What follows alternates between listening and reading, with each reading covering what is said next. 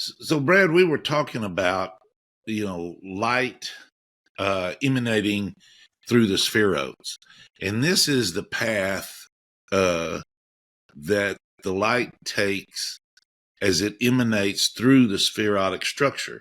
It comes into Keter at the top, where it says number 1, and then goes to Chokmah number 2, Bina number 3, Hesed number 4, Guvarot or Guvara number 5. It goes through Tiferet number 6, goes into Netzach number 7, then back over to Hod number 8, Yesod number 9, and then goes down into Malchut number 10. Now, you're going to see this idea, and I'm going to take this opportunity to just explain this idea of different spherotic structures. Now, all of the in the spherotic structures are in the same location, okay? There's varying types of interlocking lines. Different rabbis had different configurations of lines. This we're looking at now is the Arizal. In his configuration, you'll see sometimes you'll see where there is 2 lines coming from Netzach and Hod and going down to Malchut, and you'll see something like that. And then you're going to see the idea to where that though that is not kosher, but it's actually something that the Gaon of Vilna put to teach a particular thing. I don't know what the point he was trying to make, or why he drew it, or why it's like that, but it's been around for so long. It just became accepted as an accepted spheroid structure. Well, what makes it what is the reasoning why it's not kosher? Is it because the light is not coming straight from a sod? Exactly. There's only one path from Yesod to Malchut, and this is this path right here. And so how would you have these alternatives paths from Netzach and Hod to Yesod? So that's just the difference when you come across and you see those. This is the I don't want to say more accurate one, or this should be the universal one, because when you look at it and you think about it, you think of that one path from Yesod to Malchut, that one shaft of light coming down. And so, some of the older stuff we got, and you may see some of these older drawings or something may have the other style of a spherotic structure in there. That's okay. We know what we're looking at, and that's just kind of a little bit of the history behind it and a little bit of the thinking behind it. But what I want us to concentrate on whenever we see the spherotic structure, and when we see and talk about light emanating through the spherotic structures, this is the path I want us to think about. And the other thing is that it just begs the question is, how did we get here? How did we get to this spot? So that's what I want to talk a little bit about and go over with, and just kind of, a very hopefully simplistic. Now, when you say light, are you talking?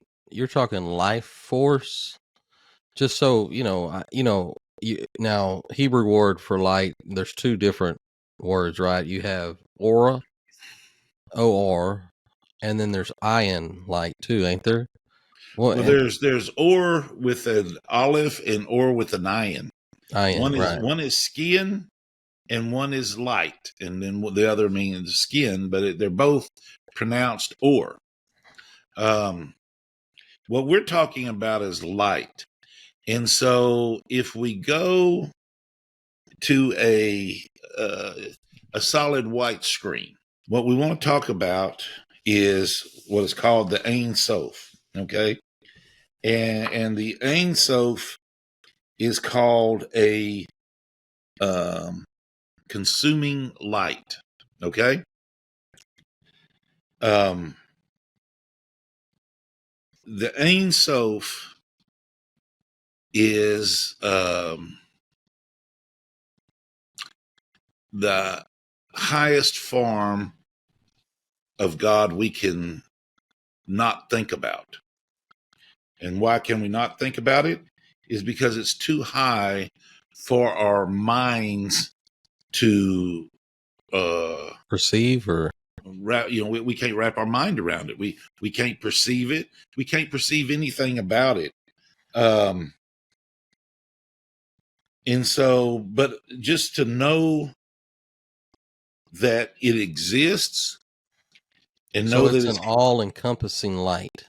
It's there's nothing but light when you refer to the Ein Sof, right? yeah. Let's just call it the source of all light. Source of all light. And it's and then we have what we're going to call the Or Ein Sof, or with an Aleph, and that is the glow and the radiance of the Ein Sof. And this is what I was wanting to get at. This is that all-encompassing light, this radiance from the Ein Sof.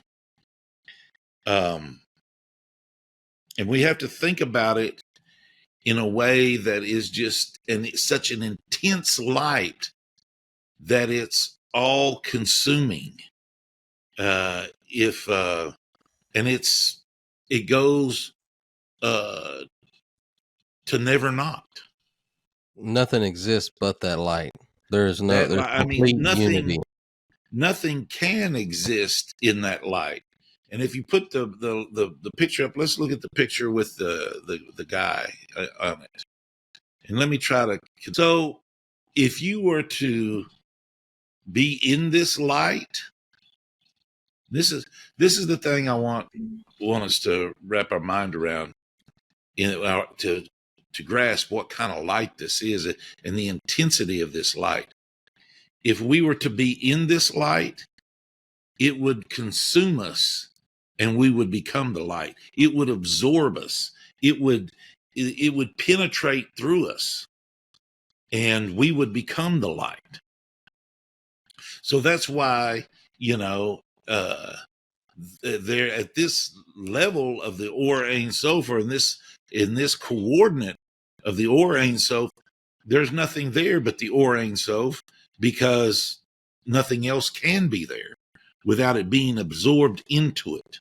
Okay. So is there's no existence at this level. Nothing exists. Yeah. There's no thing. There's no thing. There's not even the thought of existence.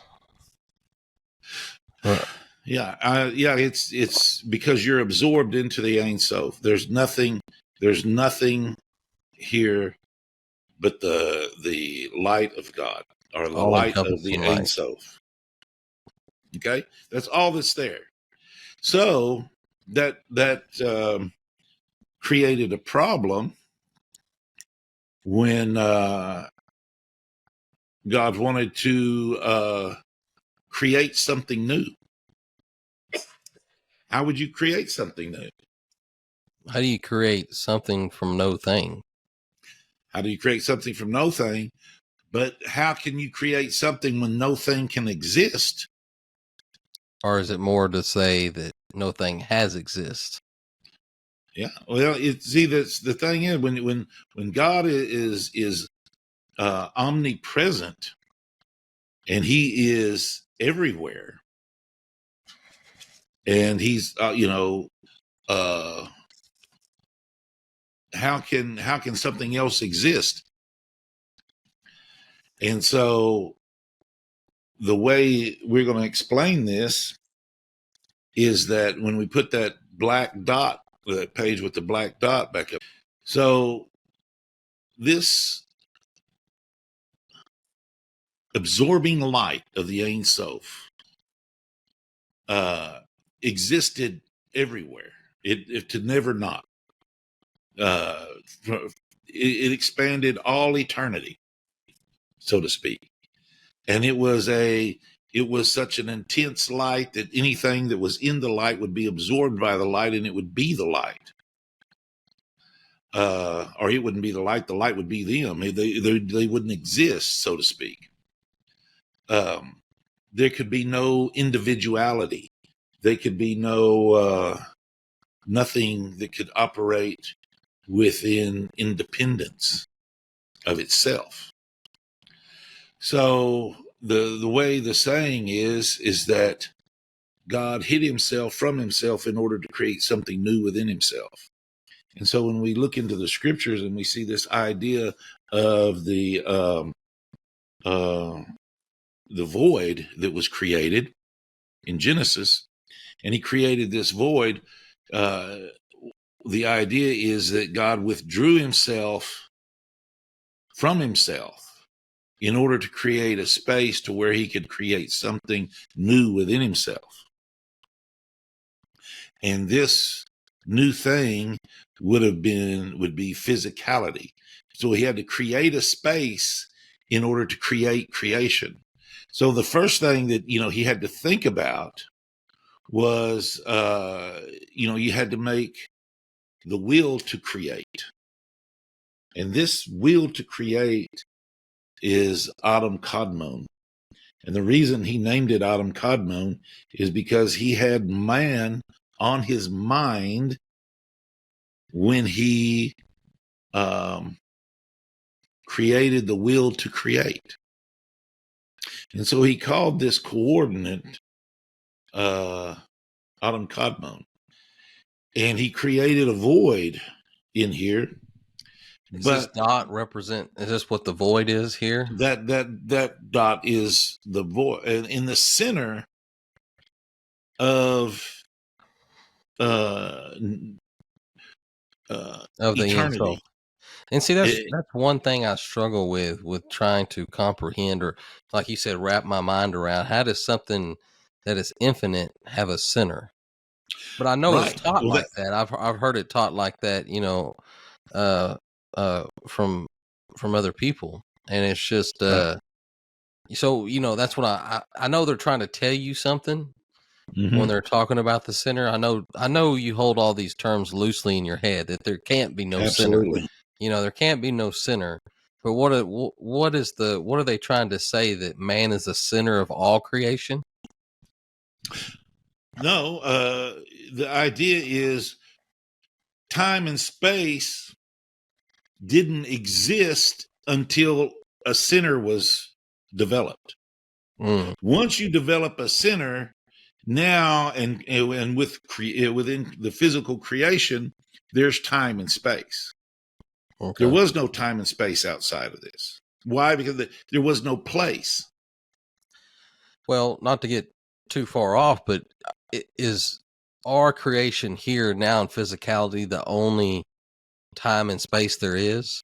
Or is this version of time and space what it is here? So in other words, what I'm asking is there different levels of time and space?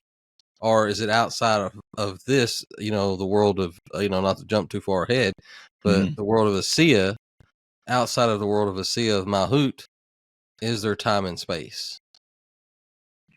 In that there's obviously, once this happened, once this void was created, time and space was established. Okay. So all the way through all the emanations, you can be able to have a type of time and space. Just not the way we perceive it here. Yes, it may be different. It's like from trying to explain a fourth dimension to a 3-dimension being. Yeah. Yeah. Okay. Well, see, that's exactly what we're doing. The white, this light represents four dimensionality, spirituality. You know, it doesn't have a location, so to speak. It doesn't have time and space. But inside the void, inside the realm of physicality, there is time and space because there's a point, and there's a point, and if you have a point, if you then you have something.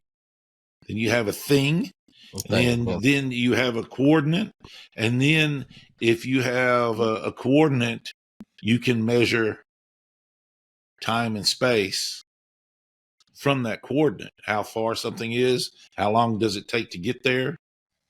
You can't do that until you have a thing. Until you have a So thing. this void, this void was a thing. So now that's what I want to kind of get us to this point. There is the Ein Sof, and then there is the Or Ein Sof. And then kind of explaining this glow and this radiance, from the Ein Sof. Okay. And Hashem, he had to create the will to create. And then Adam's he had man was on his mind. Yeah. Then he had to put a point in infinity. And this point in infinity is what we're going to call the void in the scripture. When he created the void, this was a point in infinity that created time and space. Okay. Now, within this will to create, we called it the Adam Kadmon, and it was named that because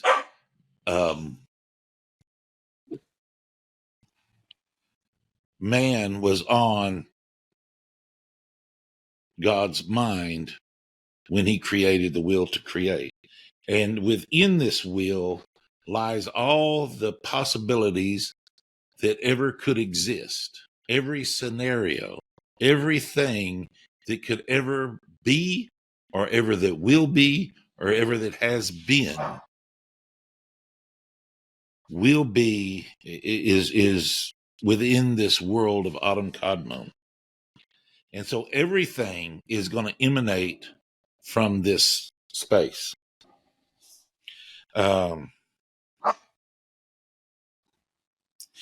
And so now, so we see here that in the background, we have this idea, this man's head, and that's Adam Kadmon, the will to create in the background. Okay.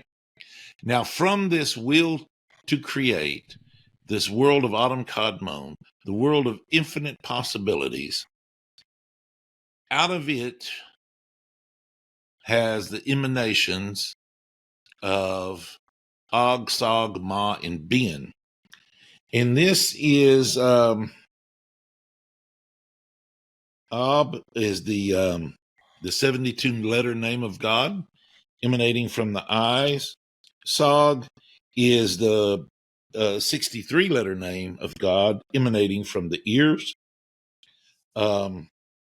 Ma is the 45 name of God, letter name of God, that's emanating from the nose. And Bin is the 52-letter name of God emanating from the mouth. All of these names of God, all of this emanation coming out of this world of Adam Kadmon creates the world of Akkodin. And this world where it's Genesis 30, 31 through 34, talking about when Jacob was talking about the banded sheep and the sheep that were. This where you use the sticks. This where you use the sticks and carve the bands on the sticks, and all of that right in there. This is alluding to this world of Akudim. And this is where everything is contained in everything else. Everything is within everything. And so it is all one thing or no thing. Well, see, this is where I guess I get confused. Is that what's the difference between this world and the world that then you go to the Ein Sof, where no thing can exist. yes. Between this world and nothing exists. Nothing exists Oh, no because thing, but everything exists here, but no thing exists here. yeah, nothing, no thing can exist there, but I mean, nothing exists there, but no thing exists here, so to speak. Everything is within itself. It's all, let's just call it one thing. It's all one thing. It's all within itself. It's all contained into this world. And so out of this world emanates this configuration that we see below it, which is the world of Nekodim. And this world of Nekodim, it has the top three spherotes, Keter, Hukma, and Bina, in this triad configuration. And then the rest of the spherotes in a straight line coming down out of that. And this is in, Genesis 36, where we can see the 8 kings of Edom. And these are representations of these spherotic structures that were in this straight line. And so as the light emanated down and got into these straight configurations, the intensity of the light was so much that it shattered. Okay. That's the world of Nekodim. The world of Nekodim, also called the shattering of the vessels, shattered it into these sparks. And so when we talk about the shattering of the vessels, we talk about a vessel, we're talking about something that contains the light, these spherotic structures and the shattering of the vessels. And so it basically shattered from this 4D configuration to a flatland 3D configuration into physicality. So is this chart representative of it? Did it fall out to the left, or is it just? It did fall out to the left. Well, why to the left and not anything to the right? That was, I guess, because it's the side of the heavy Dian of Guvarot, and that's the side that it fell out. Okay, towards. well let me ask you this question. So, the first three here, which is Keter, Hukma, and Bina, right? Right here. Uh-huh. What is this representative of Da'at, or would this be Guvarot, and this is Bria? I mean, no, it's not. It's everything shattered. Everything shattered from Da'at downward. So it would be Hokmah, Bina, Tiferet, Netzach, Hod, and Yesod, and Malhut. Okay, one more time, just for my purpose. So you got Keter, Hukma, Bina, Da'at, right here. This first green one. No, that would be Hokmah. No, this would be Hukma. Hokmah. Yeah. So what are these three? Keter, I'm sorry, Hesed. All right, so let's just start back over. Okay, so Keter, Hukma, Bina, Hesed, Hesed, Guvarot, Guvarot, Nitzok, Ferret, Teferet, Nitzok, Hod, Hod, Yesod, Yesod, Malhut. Malhut. Okay, eh, so here everything started falling through Hesed. Yeah. Or But it's that's like what it's like well, what you're trying to do is you're trying to incorporate Da'at in it, and Da'at is a it's a combining of two. yeah, it's God is a combining of Hukma and Bina. so everything Yeah. from Da'at downward shattered, Oh, okay. but Da'at is not an established Right. sphere. Because without Hukma or Bina together, Yeah, the unity between the two make Da'at. yeah, But my question, I guess, is what I'm asking is, it started shattering here as soon as it started coming straight down, and it yeah. fell off to the left, Hmm. which like you said, would be Din Guvarot constriction, but the first one here would be Hesed. Yes. So that's my question: is it seems to that's what's kind of throwing me, because it seemed like it'd fall out to the right, but it fell out to the left. Well, it fell out. The sparks fell into the clipper. Oh, okay, you're right. Okay, I see. Because the right hand, So when we think of okay, these okay, sparks yeah, yeah, being trapped yeah. into the clippers because they fell out into the side of Of Guvarot. Hoover Road. I got And you. so, I and got you. this is just drawings that I made to try to work this Right, out right. in But I've my seen head it. and try to articulate it. Yeah, but I've seen it. I've seen it talked about. I mean, I've seen it.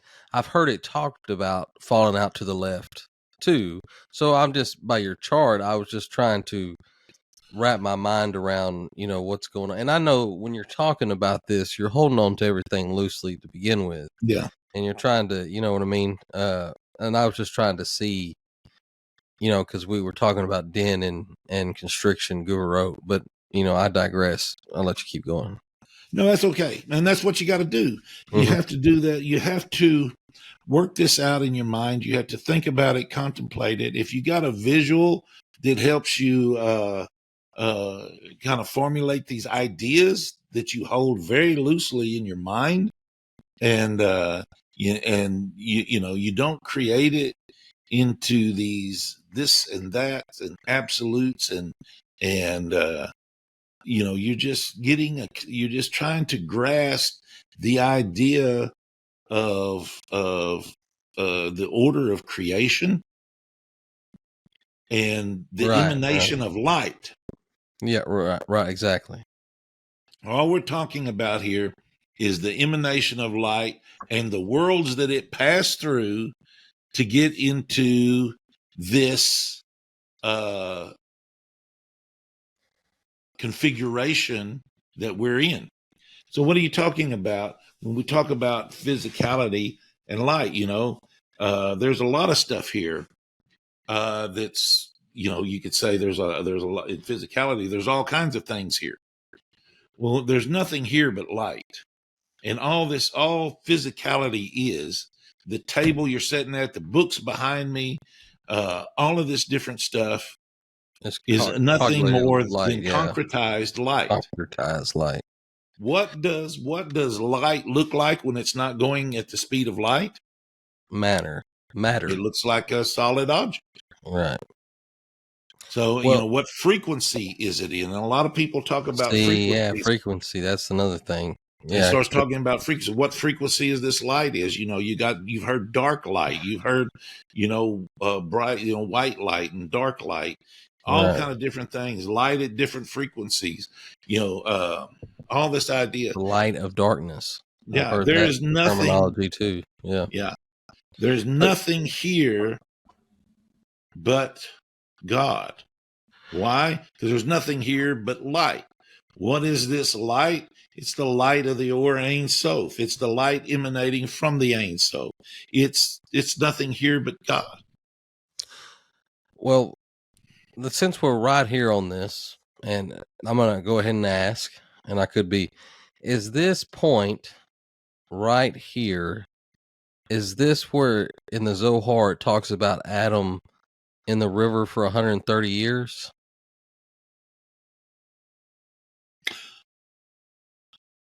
No, No. Okay. what's referencing here, that point right there where everything's shattered from the Da'at downward, that is Genesis 36 and the Okay.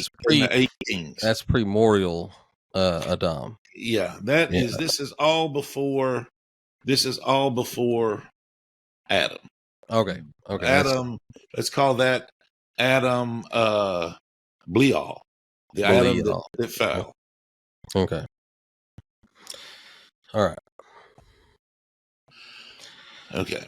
So So that's what we're talking about. So we're talking about the shattering of the vessels and this light shattering down. Now, so because this particular configuration couldn't hold the intensity of the light and they shattered.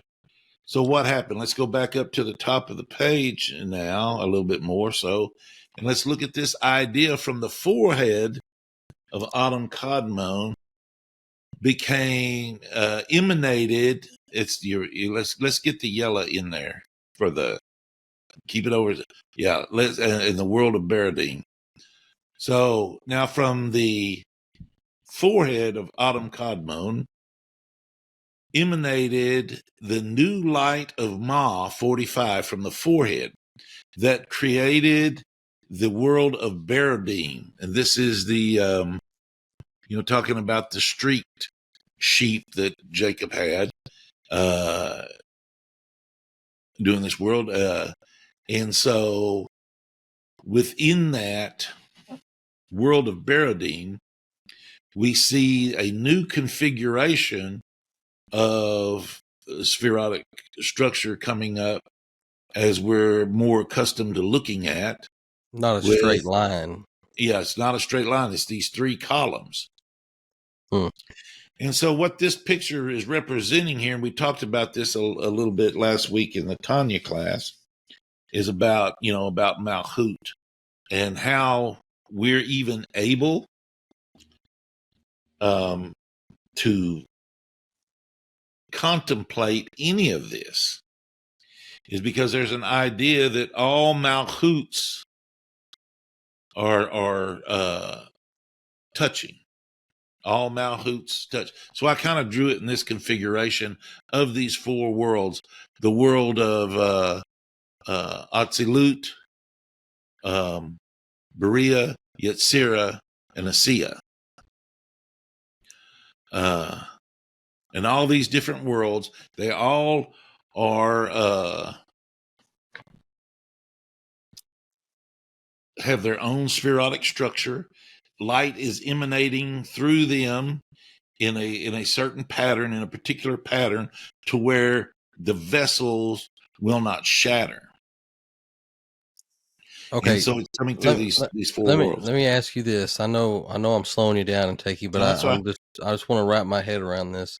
So Barodim and Nekodim, do these worlds still exist above Atzilut?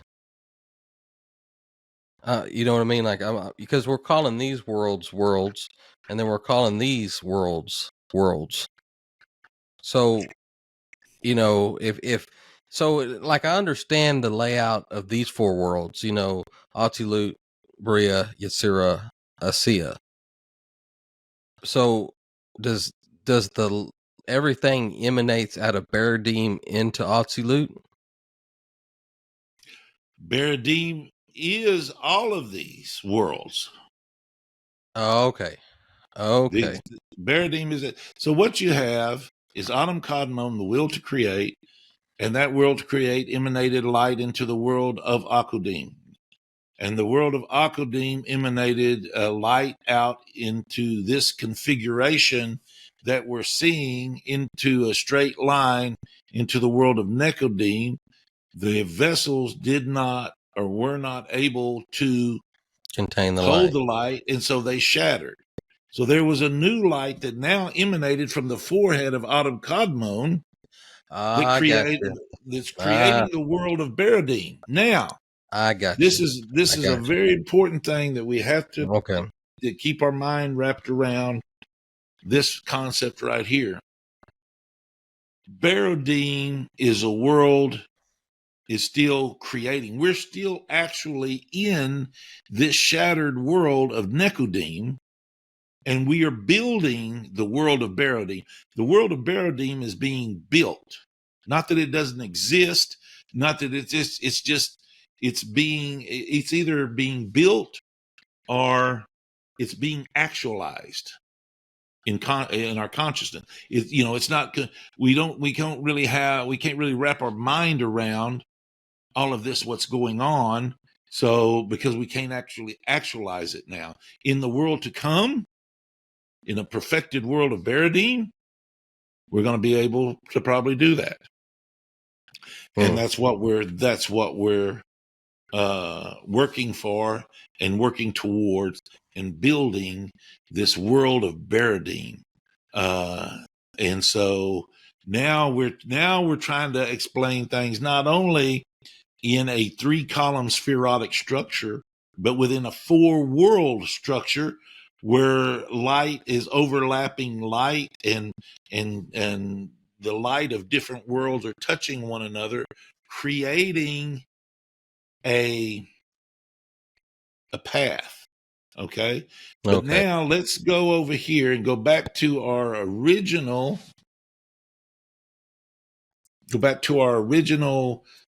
picture where we had the spherotic structure coming through. So this light, you had it there. Well, that was a small one. I blew it up. There we go. Okay. So now we're in the world of Beradim. Now we have this 3-column spherotic structure. Okay. And we have light coming in from this new light of Ma, from the forehead of Adam Kadmon. We have a light emanating down in through Keter, Hokmah Bina, Hesed Guvarot, Teferet, Netzach, Hod, Yesod, and this. Okay, so that's happening in all 4 worlds. So if you were looking at it, maybe like electrician would think about it, you are an electronic person or somebody like that, you have basically 4 resistors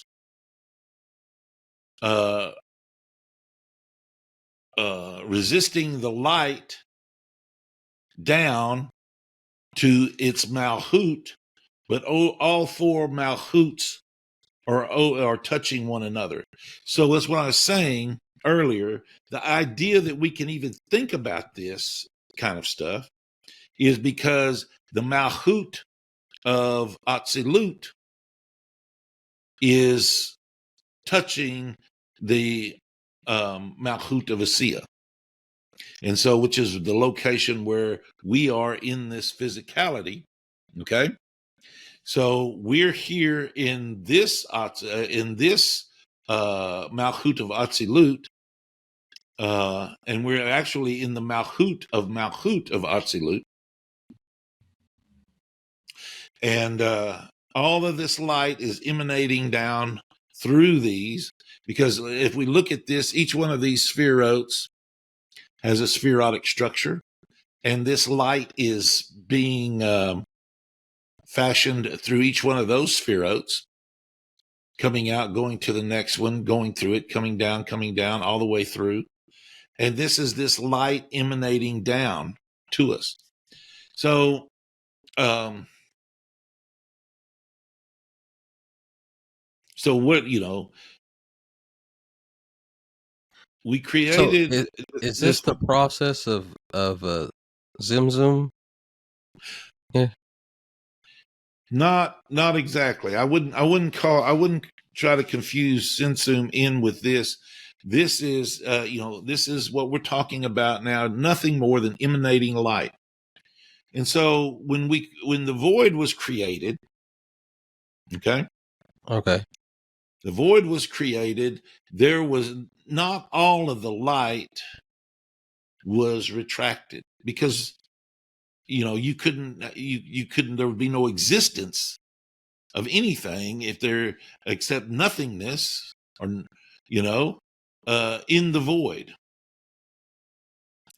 but because there was let's call it a residue of light, a a small thread. It's like it's described like a hair of a beard. You see what I mean? This one hair of this beard, this is all that we can take on of the Ein Sof and still have a free will and still have him, hidden in order for him to reveal himself to us. So he has to be concealed, because if he wasn't concealed, we would be consumed within him. So he conceals himself in order for us to exist. And through just a shimmer of light, all of this is coming through, that is traveling through these spherotic structures down here into a restricted, like a resistor, that's restricting this light enough so the vessels will not shatter and it can exist, but the Ein Sof is still here. The light or the ore of the Ein Sof is still here and present in a manner enough to where he's concealed enough to where we can have a free will for him to reveal himself to us through that free will. And that's what's going on. That's where we're at. That is this light. So this is, people can study this for years and years and years, and we did it here in 30, 45 minutes. This is just such a very basic overview that is just touching on it, to give us an idea of the order of creation. And that's what we're talking about. From the Ein Sof to the Malchut of Asiya. This is the order of creation and the emanation of light. Now we'll talk more at different times about light overlapping light, but right now we just got the concept of light. The order emanating of light coming down from the Ein Sof. Mm-hmm. So I think that's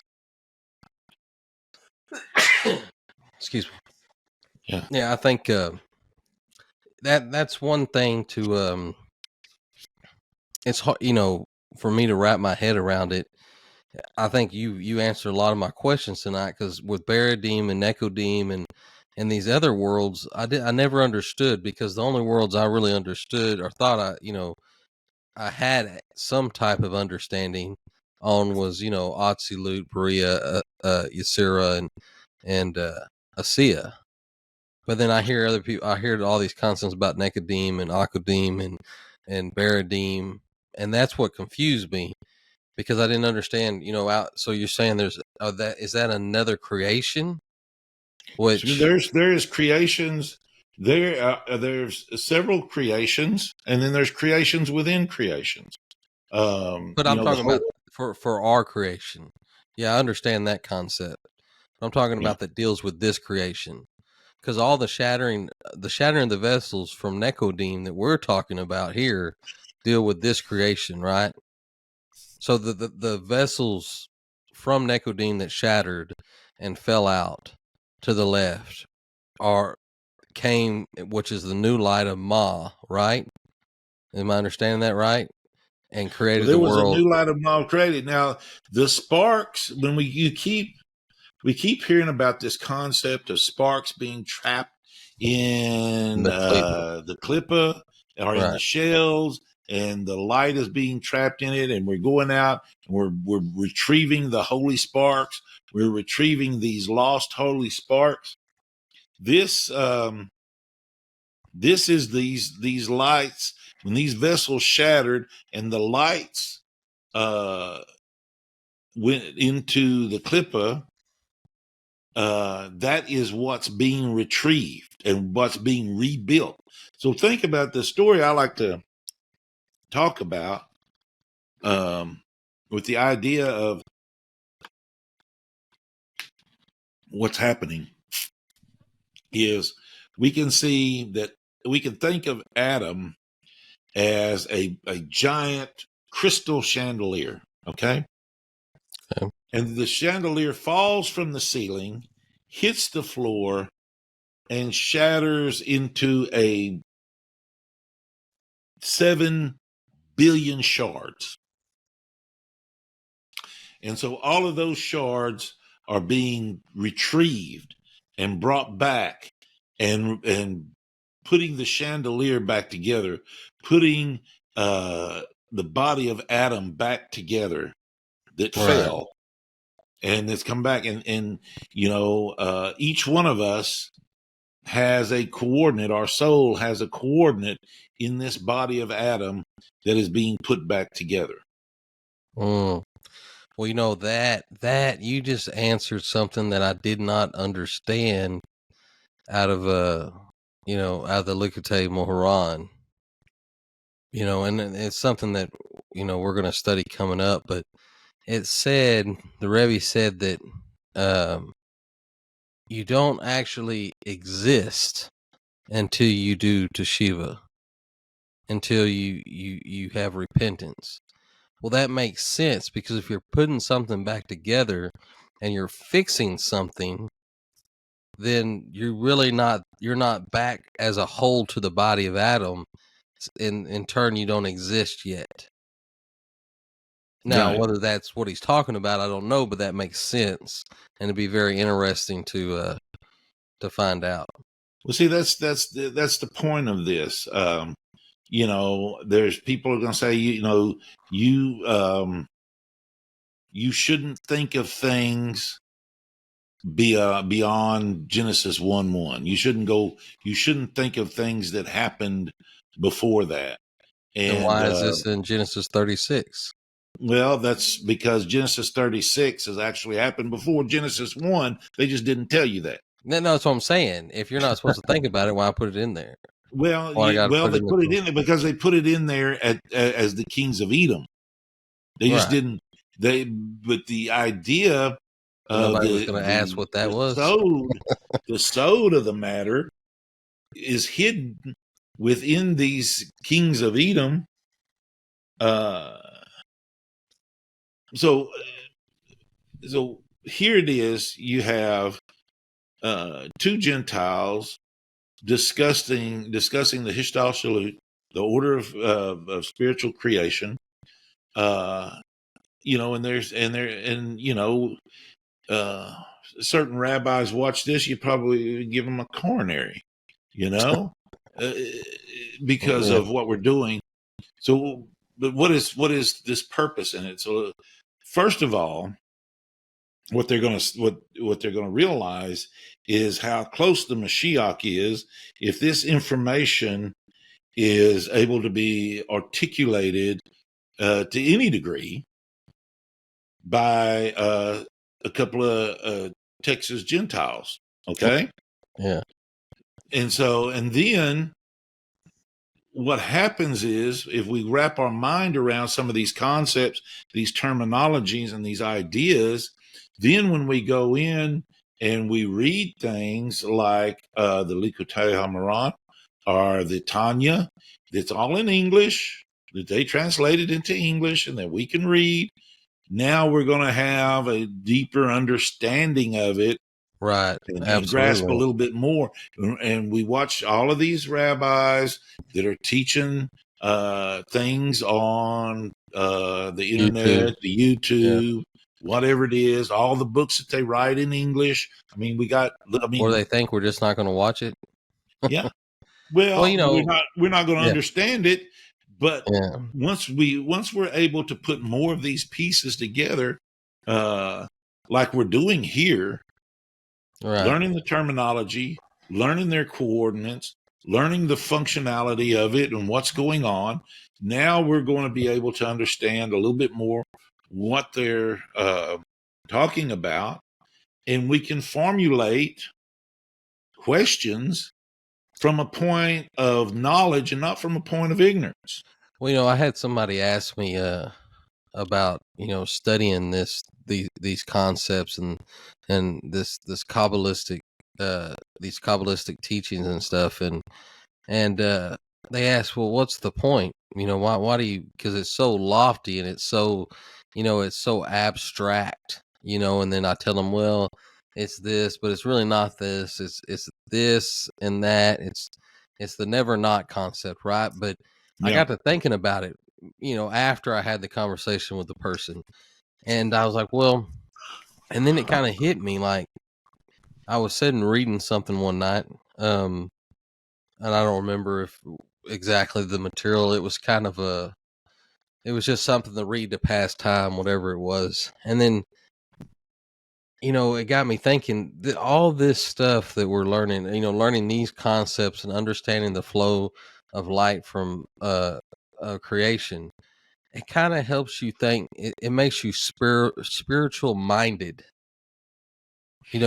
How to think spiritually.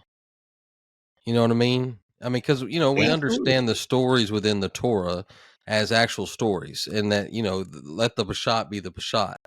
You know, Mhm. uh, but how do you think? How does a physical being, a spiritual being, having a physical experience, uh, have a spiritual consciousness?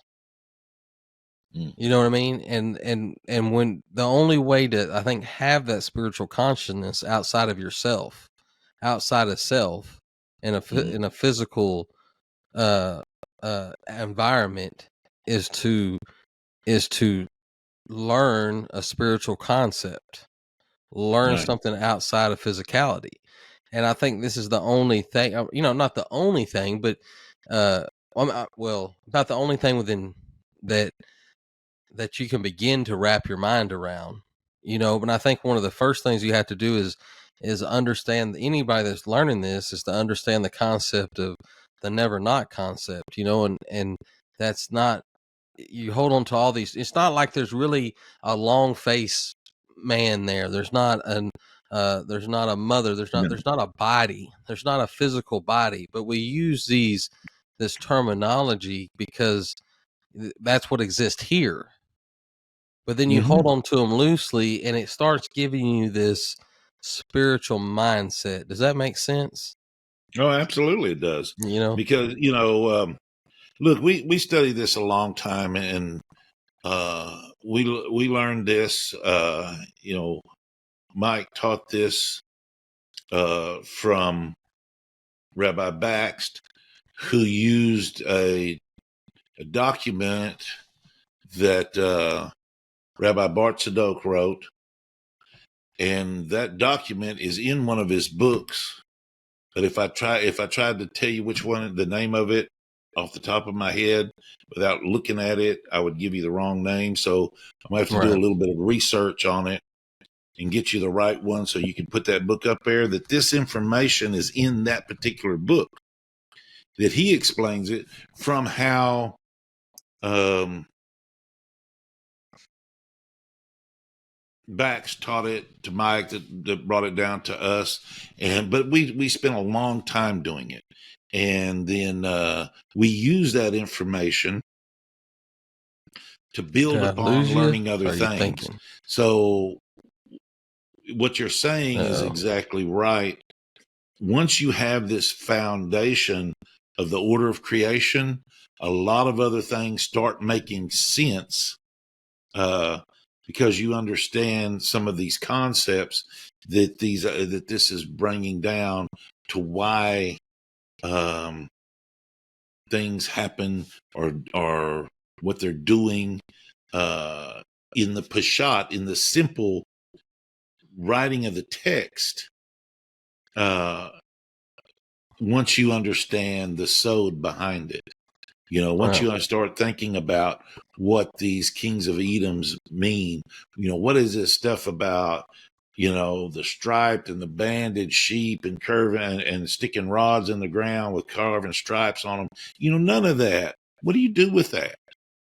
If you're just reading the text, what do you do with it? Yeah. You don't do nothing with it. You read on past it. Well, I mean, yeah, if you don't know. Yeah, Which if you is the don't know. majority of people that ever tried to read the scriptures, read this stuff and read on past it. They read past the dream of Jacob's ladder ascending and the angels ascending and descending. They read past all that stuff because they don't know the sod. They don't understand it. It doesn't make sense to them. And this is the beginning. The order of creation, spiritual creation, is the beginning of understanding the sod of what they're talking about. What Rebbe Nachman's talking about in the Likutei Hamaran, or the Alter Rebbe talking about in the Tanya. This is the beginning of it. So yeah, you talk about it and you go, everybody's head is spinning and all this stuff. And I didn't know anything what he's saying.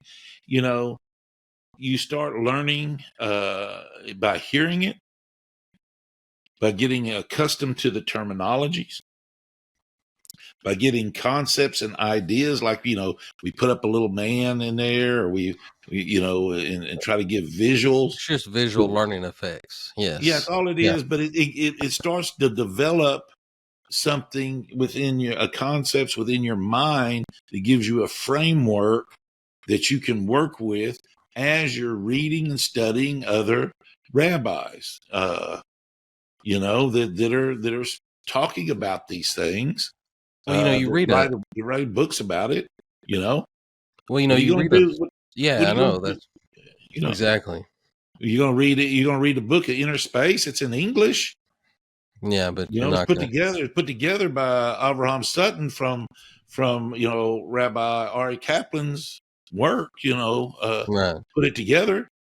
It's in English. What if you read the book? What are you going to do? Yeah, it's an excellent book, by the way. It is. It's got a lot of this in it too, and it's really, I guess it's a book I would recommend. One of the books you would read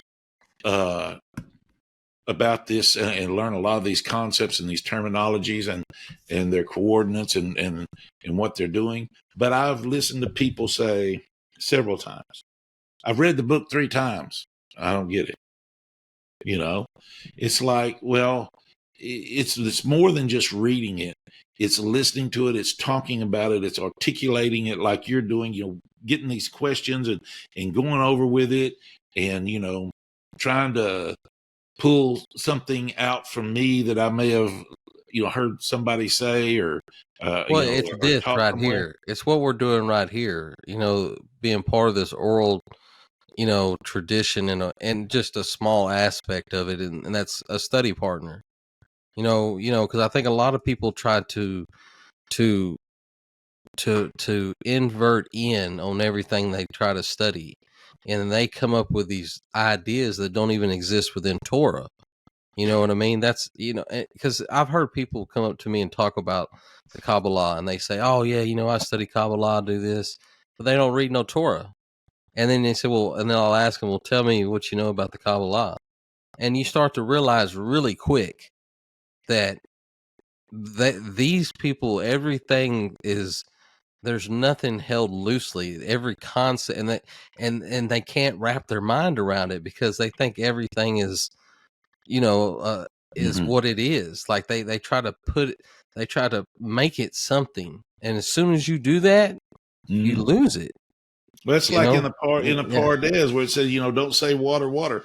Don't call this, just that. because Yeah, it's more than just that. it It's is that, but it's that, and and then it's not that. That's the concept of never not. And yeah, really what I think too, and this is what I try to tell people. People can take the advice for what it is, but I think what the Kabbalah and all these illustrations and this terminology does is to think about these concepts is like, okay, so you could read a story in the Torah, like you're talking about Jacob and the sheep, or Ezekiel and the wheel, and you could put yourself in that story. You can imagine yourself as Jacob, and you have sheeps, and you're making these rods, and you're putting stripes on them, and you're putting bands on them, and you're separating from your father-in-law. You're having a dispute over livestock. You could put yourself in that situation. Well, how do you think outside of self? You know what I mean? And this is one of the tools within Torah that you can use to think outside of self. Does that make sense? right. Because You know, once we understand the idea that there's nothing here but God, right. and his name, and then you know it explains a lot. It allows us to move outside of self. Right. It allows us to enter back into a consciousness of God, that we didn't have because we were looking at God through a filter of ourself. Then we look at it. A lot of people, you take they want to use some other kind of filter, some other kind of mediary in between that to filter it again. So you're not only filtering it, and we'll just take the Christians for instance. They're going to filter their relationship with God through themselves first. Then Yeah. they're going to Add a filter that deity. Yeah. relationship through God through the persona of this character Jesus. Hmm. And then they're going to filter that again. And so by the time they lose the concept of That's what's so dangerous with okay, idolatry. It's because you're really dimming the light. You know what I mean? well, It's hard. you're just adding you're just adding more filters, Yeah, more more filters. filters Yeah, and filters, and I don't think that's intermediaries. what's so dangerous about it. That's why it's so bad, Yeah, because and that's why you teaching this here, using these visual charts is so important, because you realize anything that you put in front of you and the light that's already here is less light, is less godliness, is less yeah, divine presence, less life force that you're receiving. right. And you're closer, you're closer into the klipa instead of coming out of the klipa. But yeah, this is an excellent class, and it's really got me thinking. Well, I know it's well. If it does that, then it did its purpose. I know it's a lot, and we'll talk about I think you these did an things excellent more. job explaining it and answering the questions I had. So It helps, but it helps to talk about it. It helps to listen to it. and it helps to It look it, at it, it the helps way to you look got at it it. drawn out. Yeah, But one of the things is it helps. It helps listening to it from our perspective of it, because if you're listening to a rabbi talk or you're reading a book about it, you can get they lost don't in it. have Yeah, they don't they're not talking about the problems like you had, or like that I have trying to explain it, or the problems you have trying to understand it. right. That's not in their book, that's not in their video. And that's why this technique here is unique, is that we're trying to darshan out these problems from our perspective, not Right. from somebody that's been in yeshiva for uh 10 20, 20 30 years. years or Yeah. whatever. You know what I'm Hmm. saying? Right. um we're trying to figure it out and try to um see how, what problems we have with understanding it, and how to articulate it from our perspective to where we can understand it better. And I think a And lot this of is people I think a lot of people are scared. Scared is not really the word I'm looking for.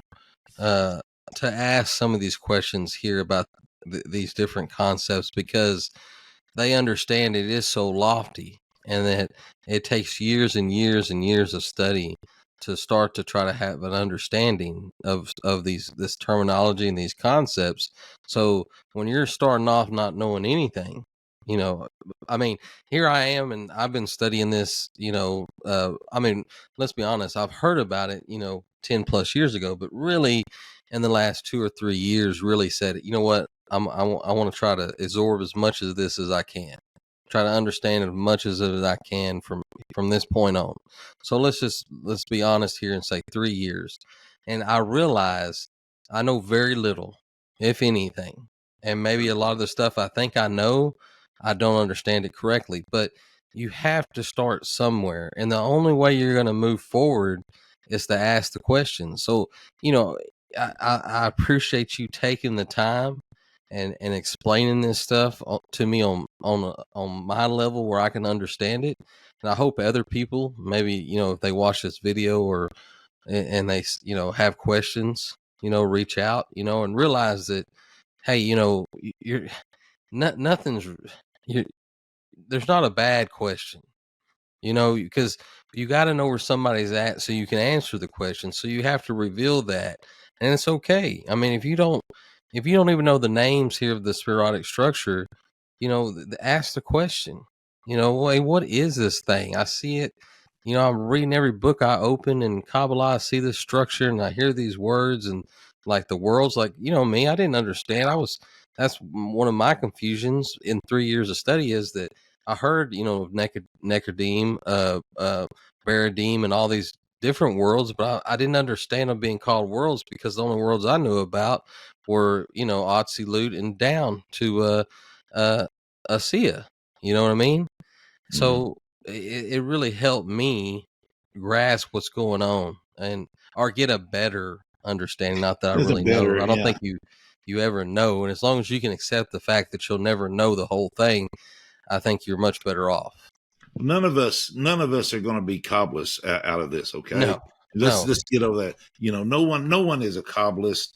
It and all I can say is I've been exposed to this for 18 plus years.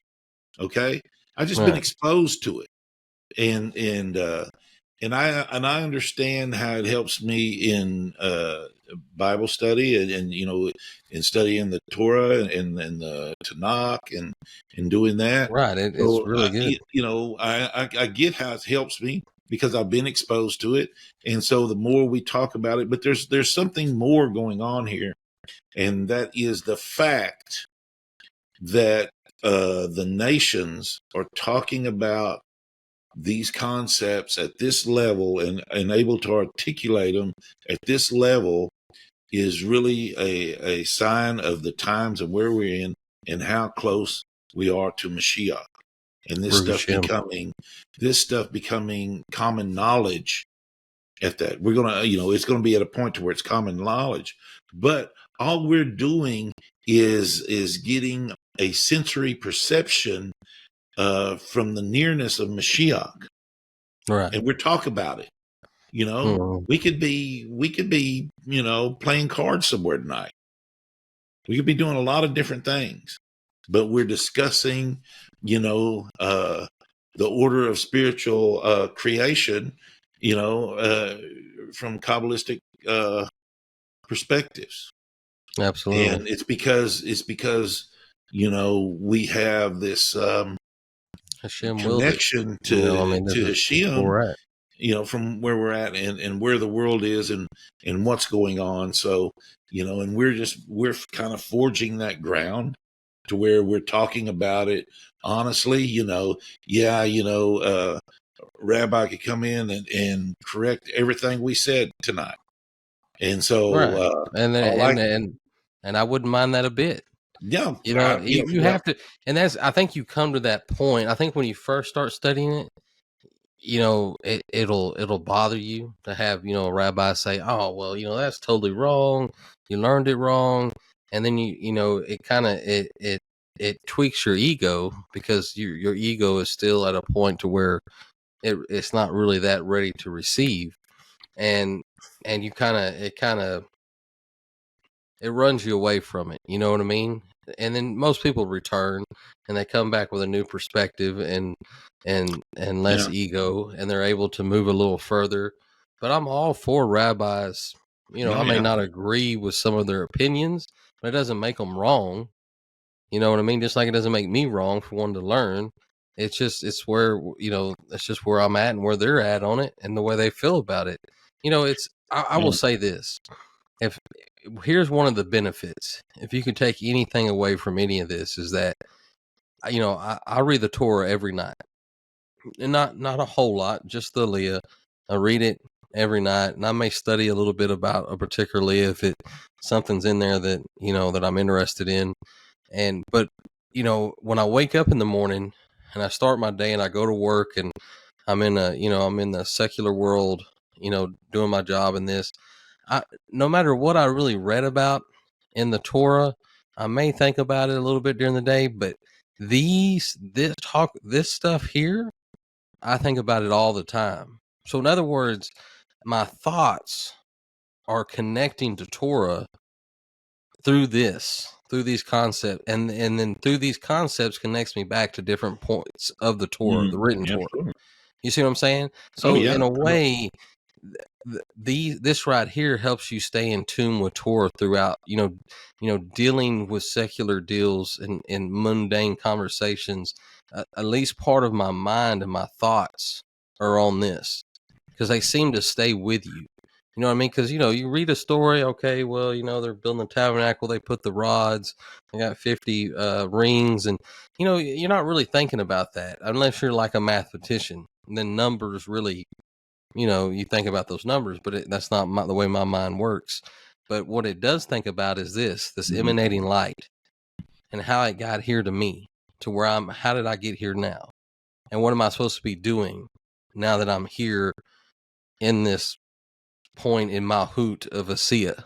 You know what I mean? And these concepts I think about, and so my thoughts stay connected with my Creator. Yeah, that's it. Connecting back is what this is. From a point of physicality to where this world of action, this world of Asiya, this world of action, to where we do these things, where we do Torah. Right. It's not Torah is not an emanating light. Torah is an action. It's creating, something. And we'll get into this later on to when we talk about creating the attributes of God's name here, physically, to where once that emanates back up, the fulfillment of his attributes that we learn through the spherotic structure are established from physicality. Absolutely. How is he King of Kings? Where's his kingdom? There you go. There you go. Well, excellent class.